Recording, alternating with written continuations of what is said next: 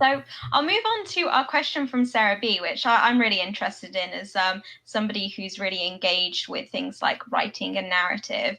Sarah's asked, are there any tools or methods for making games not just entertaining, but emotionally engaging? And how can one add a compelling storyline to a board game? Well, I certainly think so.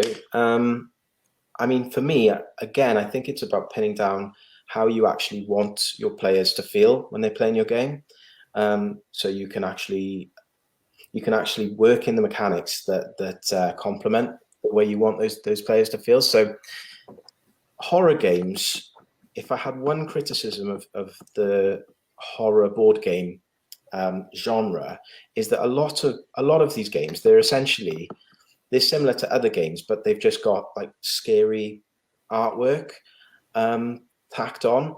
So for me, what I wanted to do was, I felt that player elimination fits the horror genre perfectly. So in terms of like the emotions I want players to feel, I want them to feel like there are some stakes involved here. Like if you are eliminated from the game, that you feel that, and that weight and that tension carries on as you play. So for me, that was something that was just like a byproduct of the player elimination, and it fits it so well, So that's an example where the mechanic ties into the way that you emotionally engage with the game. In terms of adding a compelling storyline to a board game, I mean, there are loads of board games that do that really, really well.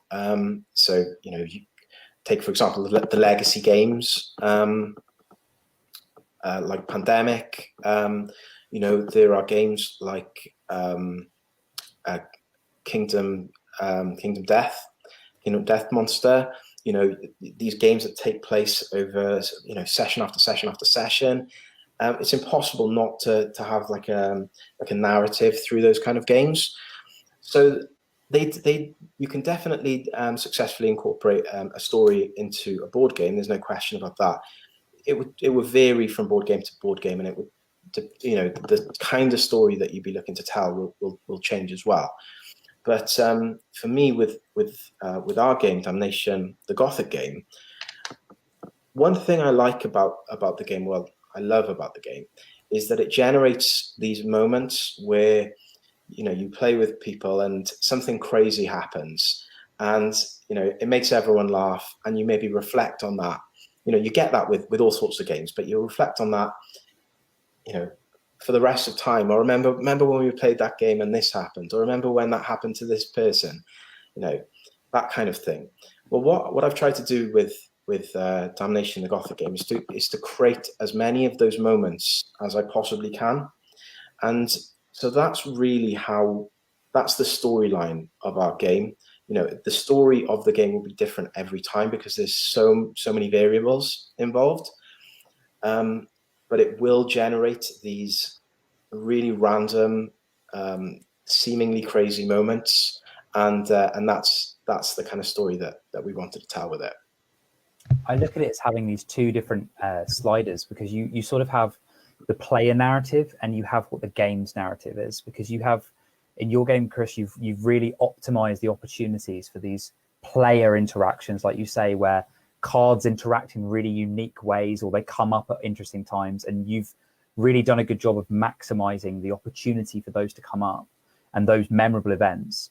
But I think also there's the overarching story of the game itself that happens, where you've created a sense of inertia as the game moves forward, like how you go about moving through the castle, how the narrative is presented to you. Like when you open up a rule book, when you open up a box and you see a castle on the front, like that's you entering a castle. When your characters are physically moving through a space, it's important that you consider what the narrative is that they're moving through in a visual sense, but also in a written sense. Like, like things like flavor text, card names. Like, Kris, you've done an amazing job of coming up with you've made it look so easy to come up with really elegant, clean, clever card names.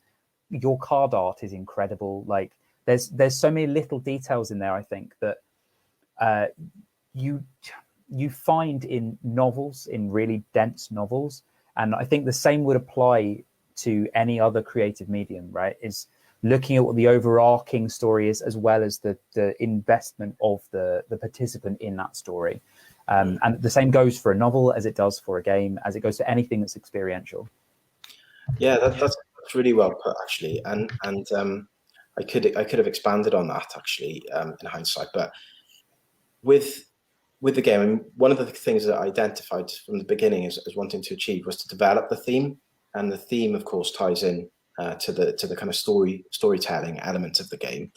The first game is really humorous. It's quite ridiculous, some of the things that happen in it.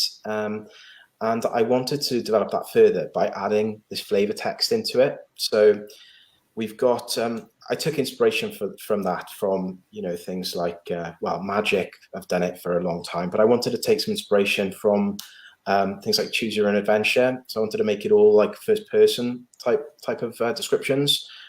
And I got some help on that, I must say, from a guy called Ross Bullen, who is an English professor based in Canada.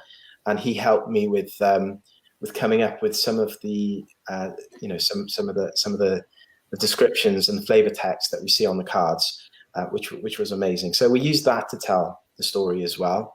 In the original game, you don't play as characters; you play as you just basically take control of these little plastic pawns. So we wanted to develop the theme by creating this cast of characters that you play as. Each character is based on someone from either the Victorian era or is based on like a literary figure from a book or whatever that is set in a kind of a Victorian type of era. And so I think, you know, you add all those things together and you end up with something that is quite fleshed out. The cards that we've chosen, the names of the cards, the types of cards, they're all based on you know, things that happen from books, like Dracula's obviously a major inspiration. We've got a card called the Claw, which is based on the Satan's Claw from Blood on Satan's Claw. There's virtually every card in the game is based on something. We've got a card that's based on the titular character from the Witchfinder General, which is another one of that folk horror trilogy. Or Trinity. And so hopefully when people play through it, they'll start to recognize these things. And the whole thing is essentially like a love letter to everything Gothic, folk, like Hammer horror, Dracula, vampires, all that kind of thing. So that's the kind of concept behind it. And I think, as I say, all of those things, and they add to the theme of the game and the kind of sense that you're immersed in the game. They make it more immersive. It sounds like you've almost got a second game within it, which is a spot all the references game. Yeah. But I definitely agree. The way that you weave in and interweave the story with the art, with the names of things, with the flavor text, with even the gameplay mechanics, that really does help to create that sense of immersion. And that can be something that really helps players to engage with the game. So also thank you for that really great example of how you can make even the mechanics thematic to create that sense of immersion, because that's something that we try and encourage with our students as well, to think about how you can pull all these things together and getting that right balance. Again, as we were talking about earlier with the balances, there's also a balance between trying to make the mechanics and all of the various parts of the game work within the theme, but also making sure that it doesn't go so far the other way that it doesn't actually really make sense. The way you do it, you know, if you made the mechanics so thematic that they weren't fun to play, then it wouldn't work. So it sounds like it's hard work to get that balance, but it's well worth it in the end. Yeah, I totally agree.